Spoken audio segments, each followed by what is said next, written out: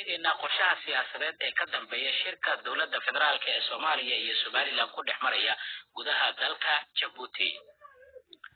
waxaa toddobaadkan la filayaa in ay dib u bilowdaan wada hadallada dawladda federaalka ee Soomaaliya iyo Somaliland oo muddo badan hakad ku jiray iyada oo laga bixiyo fasiraado kala duwan. Senator Mustafa Qodax oo ka mid ah xildhibaanada aqalka sare ee baarlamaanka federaalka ee Soomaaliya oo ka hadlay wada hadalladaas ayaa wuxuu ku micneeyay qorshe uu madaxweyne Maxamed Cabdilaahi Farmaajo isaga furay dabin siyaasadeed oo ku jira sidoo hadalka u dhigay.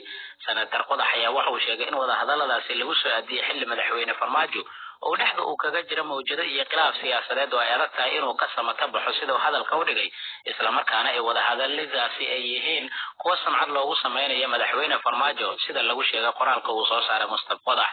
madaxweyne Maxamed Cabdilaahi Farmaajo waxa uu ku jiraa dabin siyaasadeed waxaana ay u egtahay inuu si taxadar leh uga fikiray sidii uga bixi lahaa ayuu yiri. Mustafa Qodax oo qoraal dheer soo dhigay barta Facebook ayaa sidaas ku sheegay, isagoo sheegay in dana siyaasadeed oo gaar ahaaneed laga leeyahay kulanka ka dhacaya magaalada Djibouti caasimadda dalka Djibouti kaasi oo u dhaxeeya madaxweyne Maxamed Cabdilaahi Farmaajo iyo Muuse Biixi Cabdi. dhinaca kale baraha bulshada ayaa si aad waxa u qabsada hadallo iyo macluumaadyo ku saabsan mar kale iyo midnimo iyada oo dadka dawladda federaalka ee Soomaaliya taageera isticmaala baraha bulshada arrintaasi hadal hayaan. sidoo kalena dadka ka soo jeeda deegaanada Somaliland ayaa arrintaasi naqdinaya. marka la eego baraha bulshadana waxaa sidoo kale arrinta cajiibka ay tahay in si aad loo hadal hayo in madaxweynaha Somaliland Muuse Biixi Cabdi uu Soomaaliya uu madaxweyne ka noqonayo muddo 2 sano ah, taasi oo aysan suurtagal lahayn waqti xaadirka marka la eego mowqifka madaxweyne Muuse Biixi Cabdi iyo sidoo kale wada hadallada sida ay u socdaan.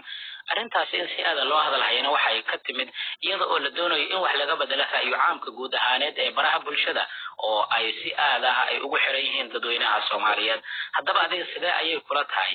suuragal ma kula tahay in madaxweyne Muuse Biixi uu Soomaaliya uu madaxweyne uu ka noqon karo muddo 2 sano ah? suurtagalna ma kula tahay intaasi aysan dhicaynin? aragtidaada qaybta hoose noogu reeb adiga oo aan sameeynin gaf siyaasadeed.